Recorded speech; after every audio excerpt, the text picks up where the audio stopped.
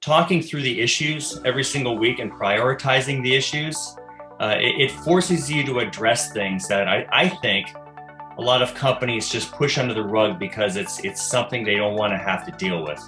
And I kind of pride myself and I guess my company in committing to a direction, but not being so dogmatic in that commitment that you're not reading the tea leaves and you're not seeing things that are obvious and evident and need to be discussed and need to get points of view. It's one of those things where it's good to have focus, put the blinders on and you commit to something and go down the road. But the world changes, and if you're blind to it, then you're going to be a victim of it too if it changes against you and you don't do something. Welcome to the Building to Scale podcast, where we bring real entrepreneur stories that showcase the challenges and successes in building and scaling an entrepreneurial business. Our host, Jeff Chastain, is a business transformation coach with Admentis, where he coaches business leaders and their teams with a proven set of principles and tools, helping them gain clarity in and get more of what they want from their business. Make sure to stick around until the end of the show, and we will reveal how you can become our next guest. Hello, everybody. Jeff Chastain here with the Building to Scale podcast, where I get the opportunity, as always, to speak with entrepreneurial business leaders and influencers, really to hear and experience their stories of both challenges and success as they've grown and scaled their business. So today I have the opportunity to speak with Mr. Andy Hilliard with Accelerance. So Andy, first off, welcome to the show. Thank you for taking a little bit of your time out. And then second, tell us a little bit more about what Accelerance is or what you got going on over there. Thanks, Jeff. I appreciate it. I founded Accelerance about 11 years ago, and it focuses on helping companies leverage global software engineering talent. So as you know, we live in a world of distributed work now, and it's a trend that's not going away anytime soon. Sure, people will go back to the office, but our mission is that there's great talent everywhere. And before Accelerance, before grad school, before my early career, I was a Peace Corps volunteer in Costa Rica, actually. And, three of the goals of Peace Corps is to, one, it is to share your culture with host country nationals and have them appreciate and understand the reality between the culture that we come from. The other thing is to assimilate and understand other people's culture, and then to share that with your own culture back home to give people a more objective view and appreciation of the culture you visited and lived in for 2.5 to 3 years. And actually, the third goal was to actually do the work you were sent there to do, whether it's forestry or medicine. I was in small business development, so I helped ceramic associations and fisheries get to market better and faster and organize their business.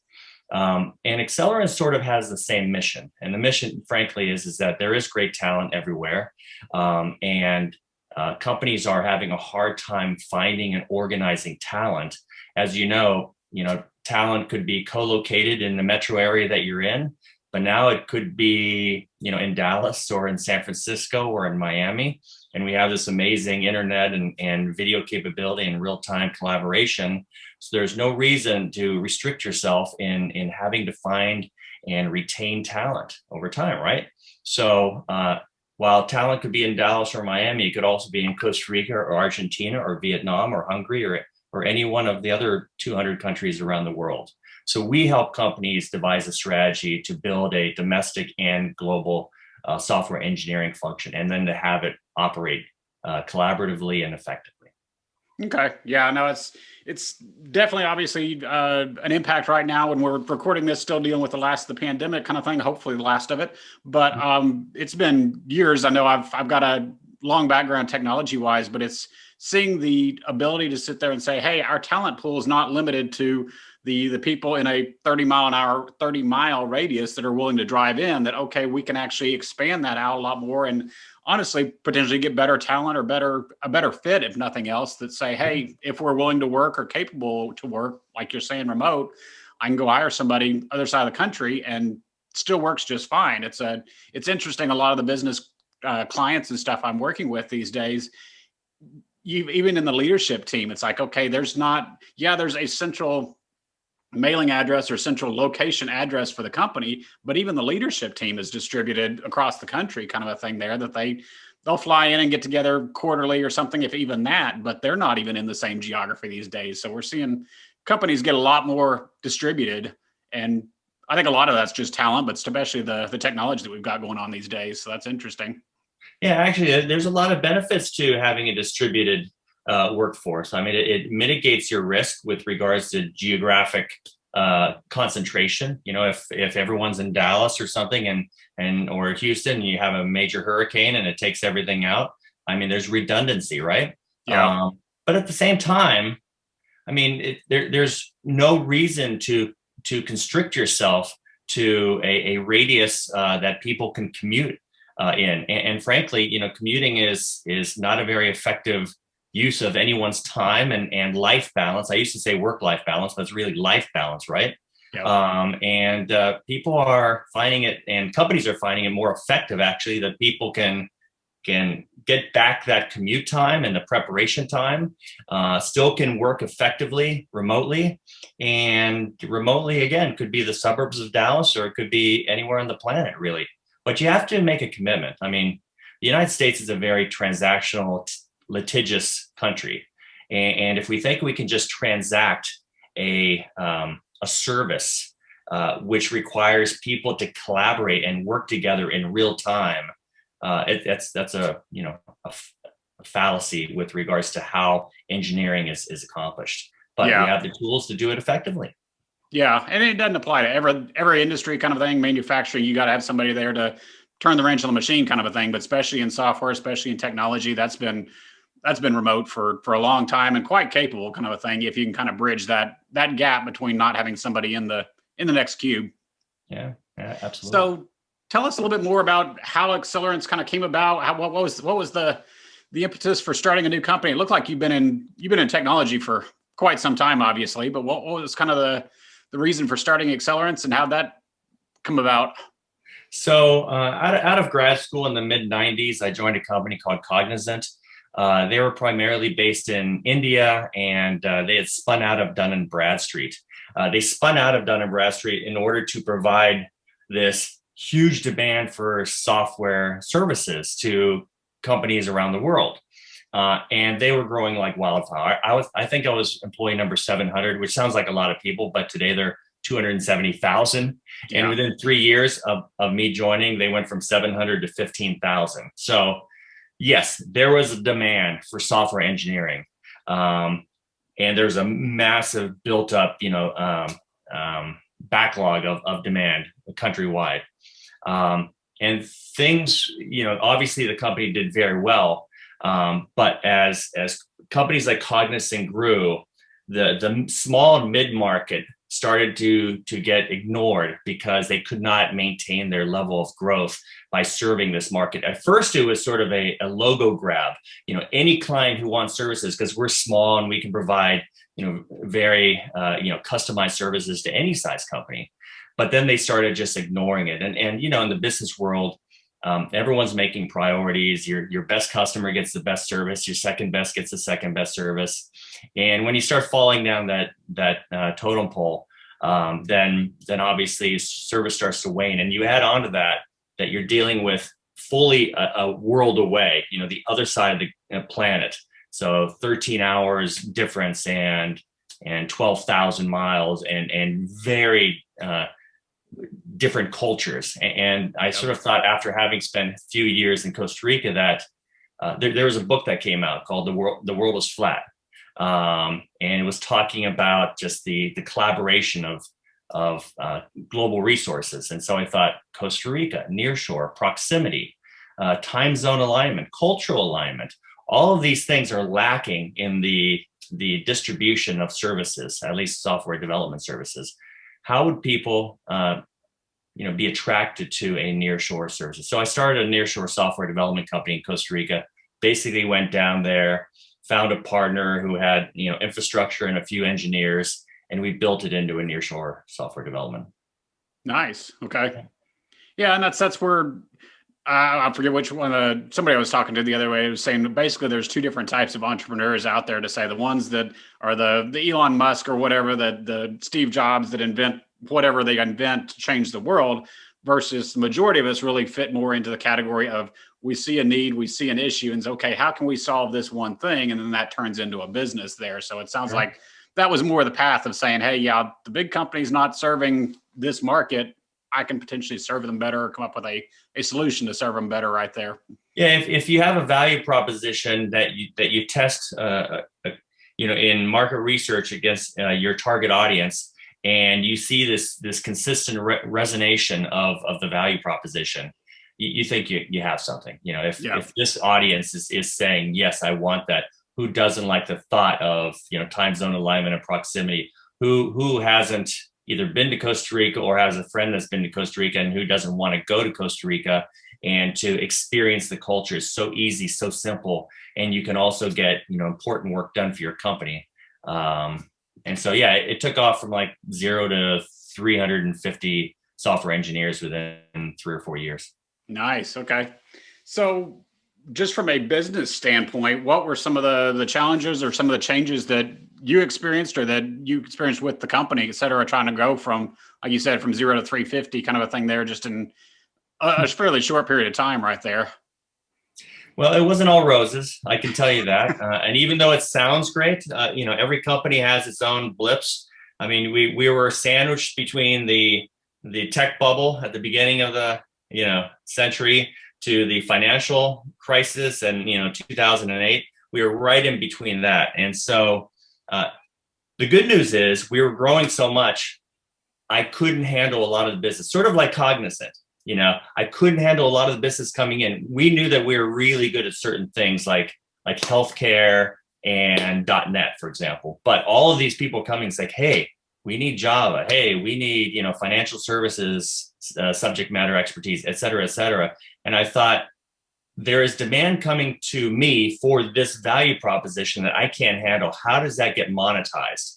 Because I could just say thanks, but we can't do it, like a lot of businesses do. Or they say, how can I facilitate this to a group? So I started traveling around Latin America looking for complementary, not competitive, but complementary software development shops that were well run, stable, had really good leadership, and could provide those niche areas.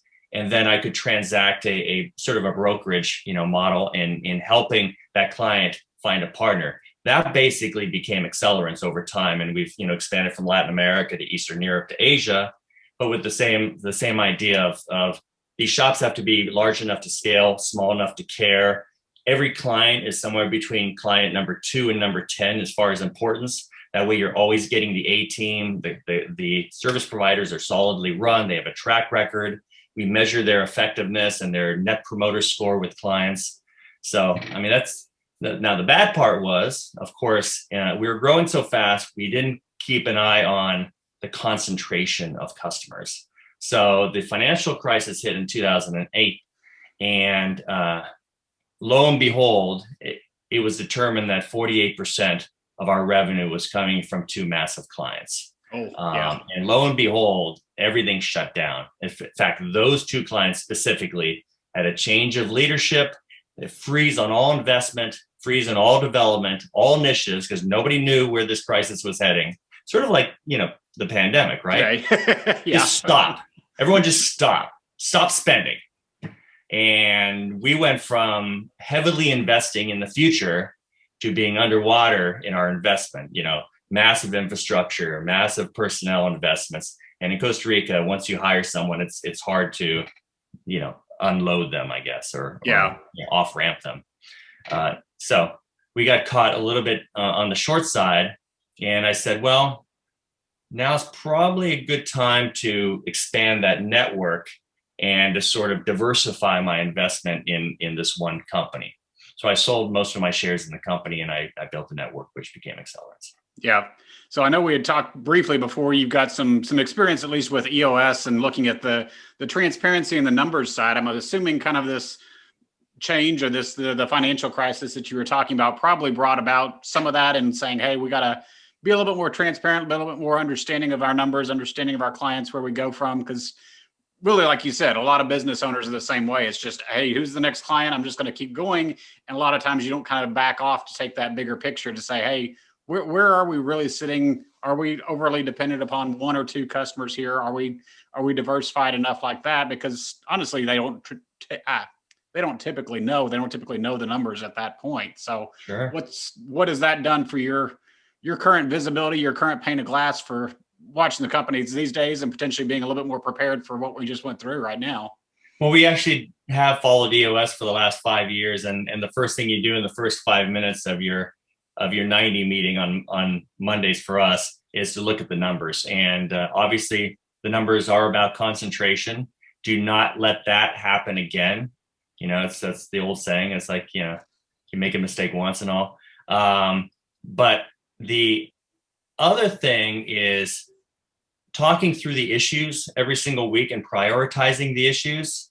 It forces you to address things that I think a lot of companies just push under the rug because it's something they don't want to have to deal with.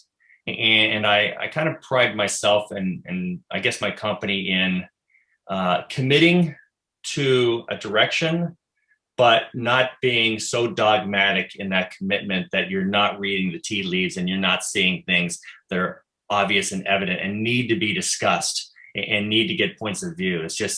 It's one of those things where it's good to have focus, put the blinders on and you commit to something and go down the road. But the world changes, and if you're blind to it, then you're going to be a victim of it too if it changes against you and you don't do something. So yeah, that's kind of the one constant. Again, we were talking about it beforehand, but it's like just because you think you've got things figured out under control at this moment, every new stage of business or every stage outside of financial recession or a pandemic or whatever is going to hit you at that point. It's like there's nothing ever, unfortunately, or for the fun of it at that point, depending on your person or your point of view, is like business is always changing. There's always some new challenge on the radar. And it's usually sooner than you think. Yeah. I mean, if you look over the last 20 years, I mean, there's been a lot of changes on the political spectrum, on the health spectrum, on the financial spectrum, on the world spectrum. So, you have to build in this ability to discuss and to keep up with times and to look at your competitors, look at what they're doing, and continue to benchmark yourself and differentiate yourself based on changing things. Yeah, no, it's one of the tools I typically work with clients on. It used to be the whole SWOT analysis, but now it's really strength, weaknesses, and trends to say, okay, where are the trends going? What are we seeing in the market? What are we seeing that shift where you've got that forward-looking thought on a regular basis, at least a quarterly basis, to say, okay, where is our market going? Because again, most of the time as business owners, we can very easily get blinders on and say, okay, this is the path, this is what we're doing, and you don't see that outside changes or what's coming down the radar until it's hits you full. We committed to this as a team.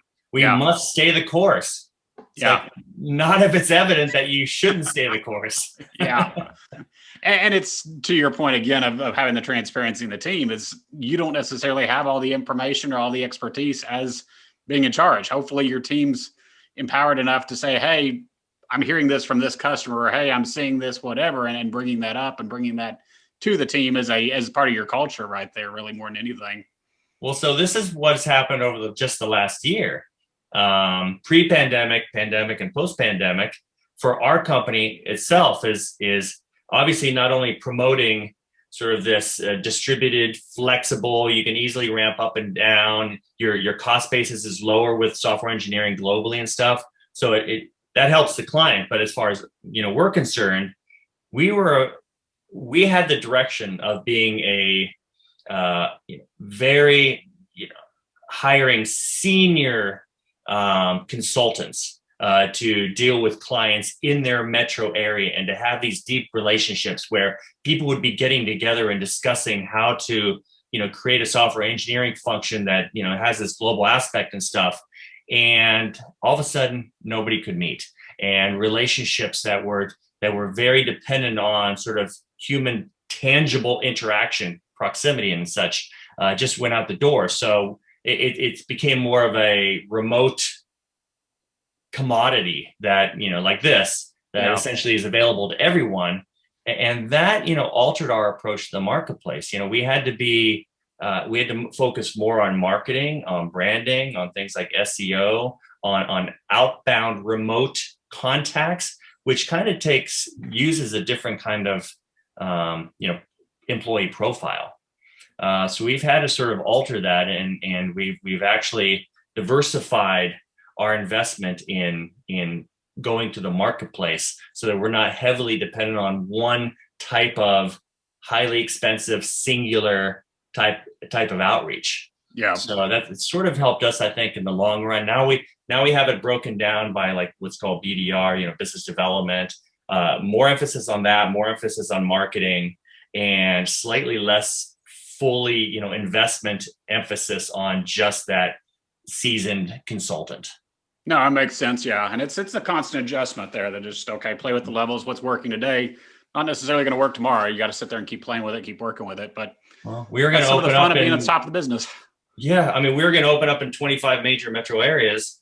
And that's kind of like my Costa Rican example. We are heavily invested in, high cost assets. It's, I guess, no matter how experienced you are, we all continue to learn lessons throughout our lives. Yeah. And never do we stop learning. We Yeah, learn lessons, then we die. Yeah, no, it's interesting. I work with high school kids a lot, and they're always like, okay, if I can just get to graduation, or if I can just get through college, then I'm done. I don't have to learn anymore. It's like, yeah, no, you're just getting started. Exactly. I get that you don't like biology or whatever the subject is, and no, you probably will never need to know how to do that in the future. But what they're trying to do is teach you how to learn, not some specific material, and you've got to continue doing that, because especially here, it's like we're this far into business, and there's not a day that you're not learning something new or investigating something or trying something new here and figure it out. For sure. So you've touched on it several times with going all the way back to Costa Rica and stuff, talking about culture. What does culture impact with your business, or for that matter, with your clients when you're trying to pair them up with software development teams with software resources? How does culture kind of fit into that? Or are you purely looking at, I know with software technology, okay, we're looking for a Java development house. Are we looking for a .NET, or for somebody that does mobile or whatnot? How does that mix work together for you? Yeah, so that's sort of our secret sauce and our uniqueness in the marketplace. We're not just brokers. With this sort of analytical, quantitative analysis of who the client is and what their needs are, what their hard requirements and sort of cultural requirements are, and matching that, through an algorithm, with our partners, that gets you just hypothetically on paper, on contractual paper, to a relationship. There's no outcome actually yet. You haven't yet started working together. That's sort of where most systems, especially like SaaS platforms, fall short. They do the connection, but they don't do the preparation, and they don't do the alignment. They don't do the sort of the 360 feedback and constant improvement that is actually required to have the outcomes that customers actually need. Customers think their outcome is to find the right partner. That's not the outcome. That's just the start. Yeah. Right? And so, yeah, we do combine sort of consulting, a layer on top of that, because we're outcome based and we want the relationship to start on the right foot, given the right metrics, right? But then we want to make sure that the client's environment and their culture is accepting, and there's the right processes and the right KPIs in order to make the relationship work. Now, I can tell you that with the pandemic, we've had to go remote with a lot of things. We used to essentially mandate were done in person, meaning, clients would fly down to partners and they would spend time breaking bread and getting to know people on a personal basis. And that's a big thing with my company and the way we do business. And of course, that's a little bit more difficult these days. So a lot of this stuff is remote, albeit, we are essentially mandating that these relationships, come together, after the pandemic, because it really is important in making sure that this isn't a transactional relationship, that people are committed, they have skin in the game, that they appreciate one another, they get to learn about one another, because then you're working for one another. You're working to make the team better as opposed to your side better. because there is no two sides when you're working with a partner. There's only one side and one team, and you have to be committed to that. So no, that makes sense, because a lot of the years back kind of thing experience with outsourcing, it was very transactional. Like you said, hey, I need this code written, or I need this project done, and it was this hourly rate. And companies would really have challenge, because all of a sudden there's no connection to that developer or that resource, that, hey, they're going to pay me $1 more an hour, so I'm going to jump over there and leave you hanging, kind of a thing. It was never any real relationship there. It was just somebody on the other side of the fence that, hey, I need XYZ done. sure. I'll pay you this for it, kind of a thing there. And it really makes a difference, because if you think about actually trying to do that for an in-house or local employee, it's like you'd hopefully never treat them that way, or have that kind of non-existent culture, that non-existent relationship there. And it Sure. really makes a tremendous amount of difference there. So that's interesting that you're putting in that much more layer in building that relationship, building that culture, and assuring there's a fit there, rather than just saying, hey, like you said, here's a Java resource for you.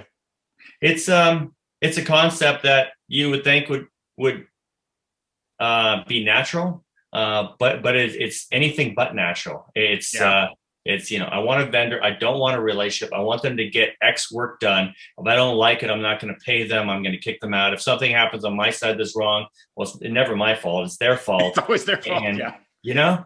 And we're basically saying, no, everyone's in this together, and you're going to win. The partner's going to win. The whole system's going to win. The team's going to win. Yeah, no, it makes a lot of sense. Like you said, it's why wouldn't you do that? But that's kind of one of those things of, unfortunately, we just seem not to, for whatever reason. So one other thing I want to kind of touch on, since you were talking about it earlier, the accountability, or the outside, bringing in outside resources, kind of a thing. You were talking about EOS and having an EOS coach at that point. What's your perspective with that? Obviously, the fact that you've got one kind of says some of that already, but in terms of, are you the personality or the type, even from a business standpoint, that says, hey, we can solve all the challenges in-house, versus going to outside resources? And kind of, obviously, depending on your work as a company as well, you're obviously working with people that are trying to bring in outside resources. So what's your thought on how you manage those two and use it from a growth perspective to move forward? Well, I vacillate between thinking that, I do it this way because I'm mature and I've learned a lot, or I do it this way because I'm really slow to learn and it's taken me this long to figure it out. But more so than ever, I mean, I just turned 60, but more so than ever, last 15 or so years, I've been a huge peer-to-peer fan. I started building, small groups, mastermind groups, they call it in some vernacular. And that's basically people that are similar in roles to you, that may be different industries, but they have similar problems and issues, and you can bounce ideas off them, get together periodically. But then, like, for example, EOS, brings in a coach, and they bring in a very simple format to help you prioritize the issues and have to deal with the issues and get them off the plate and make sure you're doing the right thing in the right time. And the next thing, most important thing. And I've always looked for people to just get together with. Sometimes I pay them, sometimes they're just friendly. And I've been a part of Vistage, and I've did a little stint with EO, and now I'm in this thing called Alliance of CEOs in Northern California. And it just allows you to get out of your own head. It allows you to put things on the table that probably everyone is dealing with, and they have different perspectives. And I just, I've made enough mistakes in my life, as we all have, to know that you don't have all the answers, and someone else probably does. And it's the shortest path to success is to learn from someone else's, input or perspective that is completely different or unique to you, and it'll turn on the light bulb, and it'll make you see the light, and it'll get you down the right path. I'm just trying to figure out how to deal with those things, faster and smarter. Yeah. And sometimes it's a book, sometimes it's peer, but peers are live, and you're ideating and you're figuring things out. So yeah, to me, that's almost the key more than anything to growth, is that, okay, you got to get out of your own way, because the longer you sit there and try to wrap your arms around everything and say, hey, I can do all this myself, you're just strangling the company at that point, honestly. Yeah, you're just in a loop. I mean, you're limited to how much you know and what your experience is, and that's very limiting. I mean, yeah, we're one individual, Yeah. And it's even still, it's like you were saying that, okay, somebody else may not have any direct tie to your industry, direct tie to your whatever, but they can say something, or they can say an idea over there, even question, okay, why are you doing things this way? I don't understand it. I get it a lot of times when clients will ask me, well, do you have experience in my industry? It's like, no, but that's actually a good thing, because I can sit there and ask you, why in the world, help me understand, why are you doing these things? And cause you to sit there and kind of step back and say, well, because we've always done them that way. Why am I doing? Yeah, Yeah, yeah. exactly. But yeah, having that outside influence is huge. And it's, yeah, to me, one of the biggest keys to growing and scaling right there.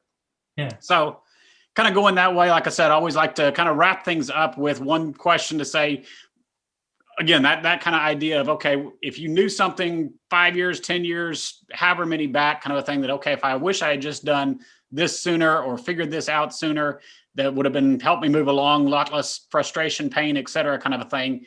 What, does anything come to mind that way for you? Well, for me, and it's come fairly late. I think it's partly because I'm male. We just like to solve problems. We like to be in our own little silos, and if there's a problem, I immediately look for the duct tape.